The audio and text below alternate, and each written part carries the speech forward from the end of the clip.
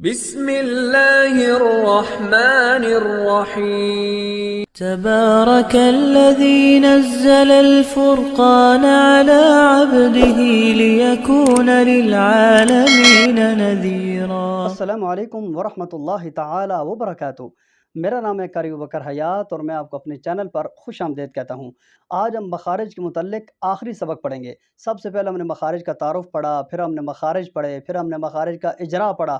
آج ہم مخارج کے بارے میں آخری سبق جو سارے مخارج کا خلاصہ اور سارے مخارج کا مغز ہے، اور وہ والا مغز ہے جس مغز کے ذائقے کے متعلق آپ کو ہر انٹرویو اور ہر امتحان میں ضرورت پڑے گی۔ یاد رکھیے، آپ سے حروف کے مخارج کم پوچھے جاتے ہیں، حروف کے نام زیادہ پوچھے جاتے ہیں۔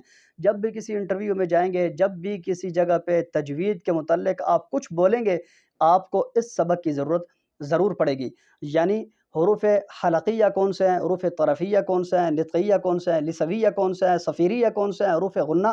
آپ کو یہ جو نام ہے نا، آج مخارج کے اندر یہ نام یاد کروائے جائیں گے، یعنی کہ ان حروف کا کیا نام ہے، ان حروف کا کیا نام ہے۔ اس سبق کو پلے باندھ لیجئے۔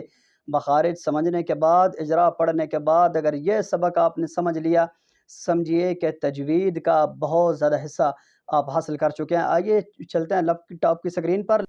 یہ دیکھیں جی، یہ مخارج کے ناموں کی تفصیل ہے، ٹھیک ہے۔ آپ نے اس کو اچھے طریقے کے ساتھ یاد کرنا ہے، ٹھیک ہے۔ دیکھیں، مخرج نمبر 2 3 4 والے حروف، مخرج نمبر 2 3 4 والے حروف کون سے ہیں؟ حروف حلقیہ، اقصی حلق، وسط حلق، ادنی حلق، ان کو حروف حلقیہ کہتے ہیں۔ مخرج نمبر 5 اور 6، قاف اور کاف کا مخرج، یعنی قاف اور کاف کو تجویدی اصطلاح کے اندر حروف لہاتیہ بھی کہتے ہیں۔ جیم شین یا کو حروف شجریہ، ضاد کو حافیہ، لام نون را کو حروف طرفیہ، طال دا تا کو نطعیہ، ضا ذال سا کو لسویہ، صاد زا سین کو حروف صفریہ، فا واو با میم کو حروف شفویہ، اور نون اور میم جب مشدد ہوں تو ان کو حروف غنہ کہتے ہیں۔ آپ نے ان کو اچھی طریقے کے ساتھ یاد کرنا ہے۔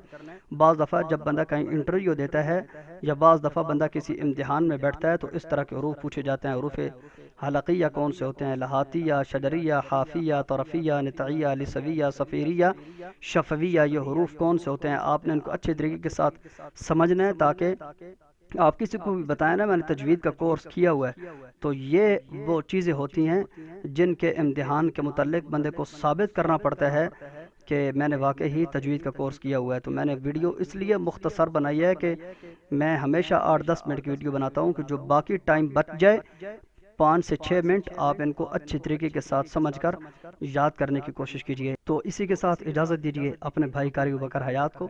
والسلام علیکم ورحمۃ اللہ وبرکاتہ۔ اللہ حافظ۔